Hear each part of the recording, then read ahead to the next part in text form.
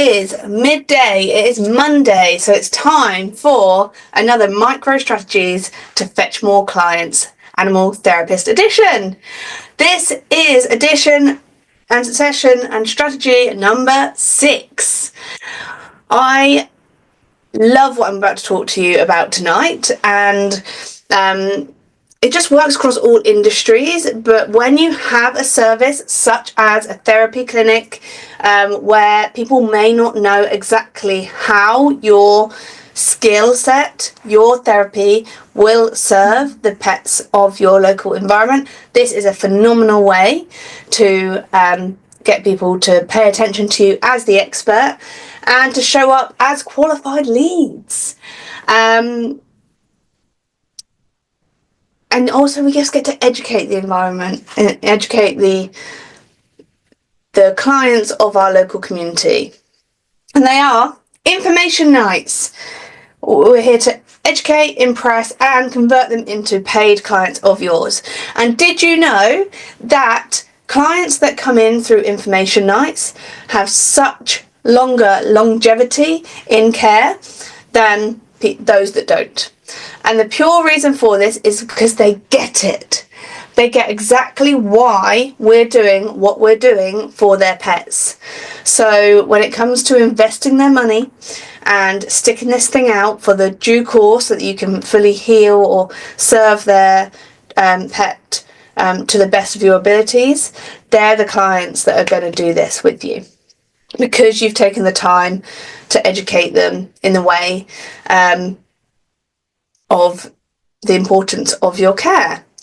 So this is a massive topic, and I know that during these micro strategy online sessions that I'm doing with you, I want to try and give you all the information within a 12-minute time window is usually the whole thing, 12 micro strategies, 12 minutes a session, no fuss, no fluff, get all the information out. But I wanted to preface this one that in our old business, we used to do 2-day trainings to cover this. So for me to try and shorten this for you, it's been interesting. But I want to get it done for you. So first of all, why should you do an information night? It can feel a little bit overwhelming if you're someone that doesn't like to speak to people. However, as I've already mentioned, it builds trust with pet parents and positions you as an expert in your local area. All of the micro strategies that I bring you and Fetch More Clients and during these training sessions are all about to boost you and your position as an expert in your area. It's actually a really nice opportunity to do low pressure sales as well. Because they've bought into coming to this event, and then you've got a captured audience that actually know, like, and trust you. So you're actually building a lot of rapport during an information night, and it's a great way for them to refer their friends down to you. And it's a low investment, or it's zero investment, it's free. It's a free information night for people to show up to. So if you've got current clients, they will probably be more likely to refer a friend to come down for a free information night and a night out together than I'll just go pay for a full initial consultation with you. So it's a great way to lower the kind of entry for your clients to refer you. It's also a great way to get a load of bookings in a short amount of time, because as I've mentioned before, constantly having to market yourself when all you want to do is the craft and the thing that you qualified to do can be a drain on your energy. So actually putting a load of effort into an information night and maybe getting 10 new patients or clients from it, result, job done. That's all you needed to do for those 3 months, and you're looking pretty. It depends on obviously what you want out of this as a business, but obviously I can assume that the clients that you bring in are ones that you want that are well educated and will stick to the course that you can best serve and look after their animals. So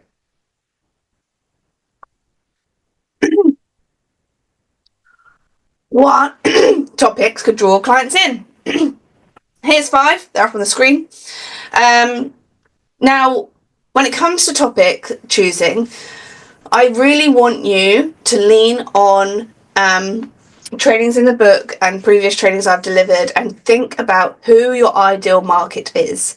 If you love working with sports dogs, then obviously the topics that you're going to put out there are things like topic number 2, keeping active dogs injury free. If you want to work with puppies, you're going to run a puppy class. Where is your passion? Because it's going to come through as you're speaking about it. And actually, it's going to be a lot less intimidating for you than trying to talk about post-op care if you don't feel confident or ready for that in your business. So talk about a topic that you're passionate about, that you feel really able to share some top tips for clients. And remember, they are not as educated as you are. You are not running this talk for your peers. So you want to keep it simple and to the point that's going to actually benefit them and their dogs. If you like working with elderly dogs, maybe you'd be talking about arthritis in dogs. These are the hot topics that will help draw those type of clients in, depending on who it is exactly that you'd like to work with. So, how do you structure your event night? There's 6 parts to an event night. And there's lots of extra tips and tricks I can add in, and I've got a couple written down after this. But really, when it comes to structuring it, how do I do this talk? This is how you do it. You're going to spend the first 5 minutes doing a quick introduction and welcome. You're going to share your story. You're going to explain why physio matters if you're a physio. And there is a framework to introduce yourself, because the most nervous that you can be is when you first get up on stage. So nailing your introduction and welcome will really benefit you from this. And should you want to jump on a one-to-one call with me, I will take you through your intro so that we can nail that for you. The second section is all about the problem. We want them to buy in to why they should listen to us and how our service is going to benefit their dog. So we really want to layer up and give more detail about the problem that they are encountering with their dog. So if we're talking about arthritis, we're going to be talking about, the pain that can cause, the reduced walks, there is, the worry and, change of diet, whatever is the problem that they're already thinking in their mind, this is where we're going to be addressing it, because it draws people in and they're going to be sat there going, yeah, that is how I feel. Got it. And when we're talking about those problems, like I've already said, this is for the general public. So use layman terms, give examples, make it light and educational, have like models and props to help you explain things. Like if you've got a flip chart, maybe have a little graphic that goes with them. I know people that do these welcome nights and information nights regularly, and they've had their talk like professionally drawn up, so that it's really wow and awe. Now you don't have to do that. You can literally turn and write it on the whiteboard and turn back and talk about the point. But yeah, we want to delve deep into the owner's problem in section 2. And as you can see, I put some timings down the side as well. We don't need to give lectures. We just need to give great points and get them to buy in to what it is that we're talking about. Section number 3 is how you're going to talk about your therapy solution. So how does your specific therapy help the problem that they've come in about? You might want to start talking about how you use different specialist tools in, like the K laser, how hands-on manipulation and movement, how that's going to help them. And if you've got them, it'd be great to show before and after case studies at this point as well. Lots of lovely pictures of gorgeous dogs. Works really well because people they're in with you because they want to talk about their dog. And it is also proving that you know what you're talking about when you've got those case studies. And if you don't yet have those case studies, reach out to your associations. There'll be another therapist in your area, in your world, that does have a case study. And as long as you reference that it's theirs and it's proving a point, we're all here to level each other up and to help educate and inform these owners. Point number 4 is to give a live demo or a video. So again, we want these information nights to be light-hearted and for them to come away thinking, yes, I got a lot out of that. So we're going to be showing simple techniques or exercises. You might want a mannequin dog, or if you've actually asked people to bring in their dogs, you might actually do a live demo with a dog that's there. I mean, top tip here is maybe bring an actual client's dog in that is already very responsive and positive towards what it is that you do for them, because we don't want a dog struggling in front of the people that you're talking to. Or you could maybe have videoed how you've worked on a dog and show that video as part of it. Then we're going to do Q&A. And Q&A is one of those things that can go off tangent. And what I would do is, as is it at the start, and say I've got 10 minutes right now to answer any of your questions about this topic. If you want to ask me anything else outside of that, then maybe stay behind and we can chat about it further. So one problem you may have is that you have too many questions and that you could actually do a Q&A for hours and hours and hours. I mean, that's a great problem. However, the people that aren't asking the questions will disengage. You're going to ask for people to be quite succinct and to the point when they ask their question, giving you a backstory about the dog's whole health history. Again, it's just going to switch people off. Or the other problem could be, no one asks anything. The room is deadly silent. And this is where you're going to use silence. Great, so this is that's a demo. Does anyone have any questions? Ask anything. And you're going to hold this position and you're going to smile until someone pops and asks a question. Now that could feel really uncomfortable. However, you've got to get comfortable with the uncomfortable here. Because people don't want to see you in pain. They'll go, oh God, I feel really bad for that, I'll ask a question. And if anyone does ask a question, you're going to acknowledge them straight away. You're going to go, thank you, what a great question.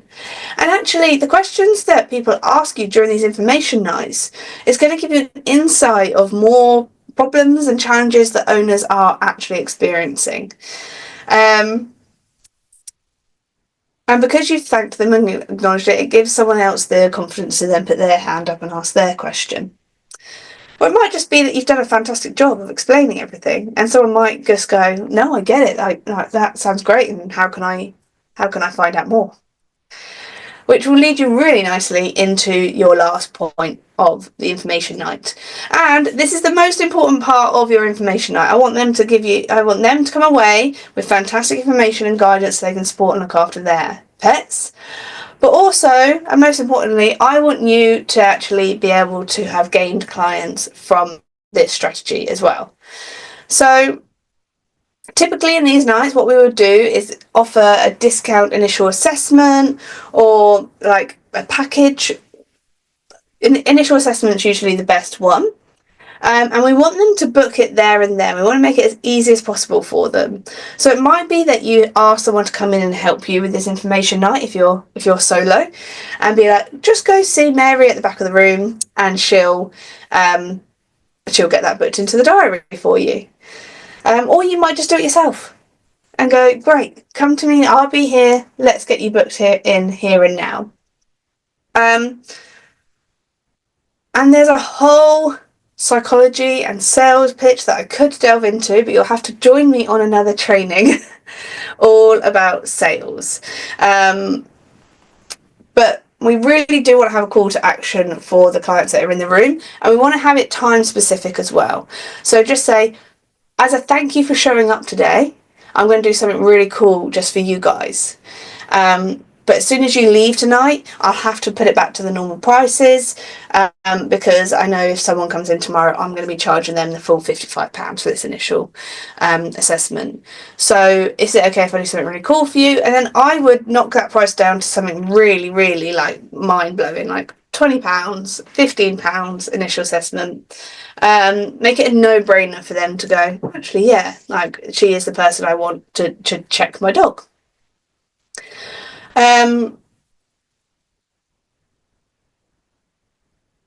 Now, there's a few tips to help you make the night a hit. Tip number 1 is promotion. You've heard, if you've been listening to all of these micro strategies, you've heard all of the tips and tricks that I would use to promote and uplift your business. Definitely lean on local Facebook pages. Definitely have signage that goes out. If you want to do a mail drop, do a mail drop. Ask every one of your current members if they wanted to come along and if they could bring a friend along. And I would give yourself about 3 weeks to promote this prior to the night. Visuals / props, I've already touched on this. Make it light and engaging. People don't want to come to a uni lecture. They want to come to a night where they've felt like they've been listened to. If there's anything that they can physically do to learn about something.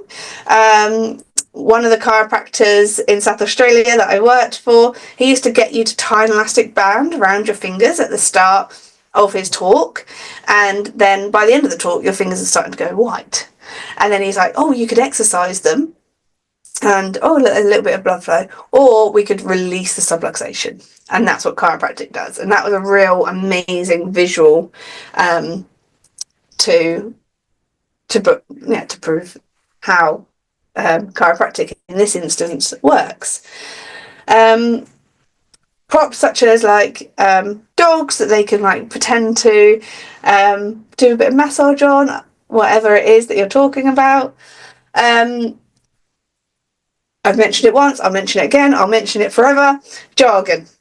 We're talking to general public, so don't use confusing and scientific terminology for what it is that you're describing. Keep it very basic. Knee, leg, joint, hip, when you are explaining and teaching the members of public. Music is one of those ones that when people walk into an empty room, they can feel really like weird about it. So just make sure there's some really upbeat, happy music on as people are arriving for your information night and before it gets started, so that it just breaks that awkwardness up a bit for them arriving. We want to provide aha moments throughout the whole time of your talk, and they're the kind of ones that make when you see people go, oh, and like make a note of it. Asking people what their aha moments were from the information night. If they haven't bought from you, but they come up to you and go, that was amazing. You go, oh, what is it in particular that stood out to you? And then we can capture that as the quotes for promoting our next information night. What are you going to learn from this information night? Keep it as non-clinical as possible. I know that's really hard when you've spent those years learning your craft. But yeah, keep it light, keep it friendly, keep it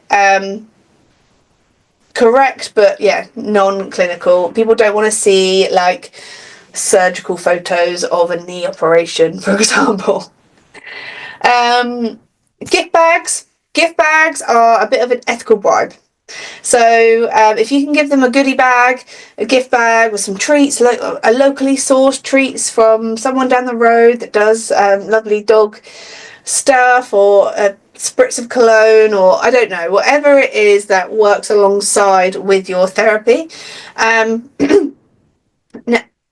We use these gift bags to say, "Hi, Mrs. Jones." I hold it up. "Hi, Mrs. Jones. Thank you so much for registering to come down to our information night on Thursday at 8 o'clock. I've just made up this bag for you, and I can't wait to see you there." Now, when it comes to Thursday at 7:45, when Mrs. Jones is at home and just getting snuggling down at night, she goes, "I have to show up.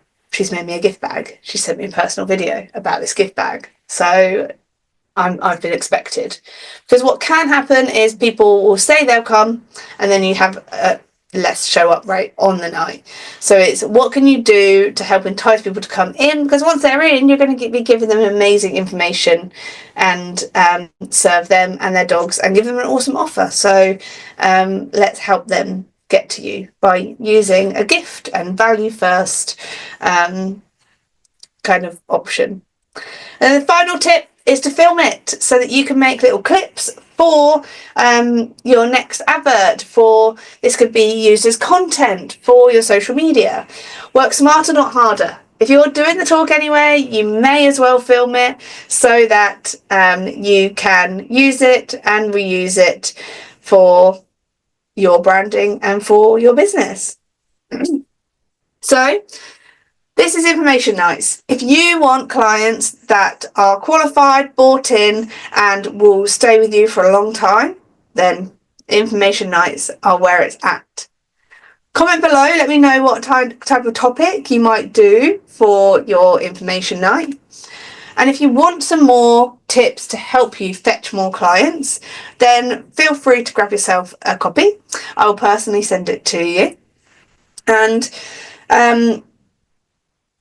for anyone that does do this as well, I will also send you through the crib sheet and check sheet that you need when you run your next information night. If you already have the book and want this crib sheet, then just comment below crib sheet and I will get that sent to you too. I'm Elizabeth Hack. It's been amazing to look after you with this micro strategy, and I can't wait to see you live next week. Have a great Monday.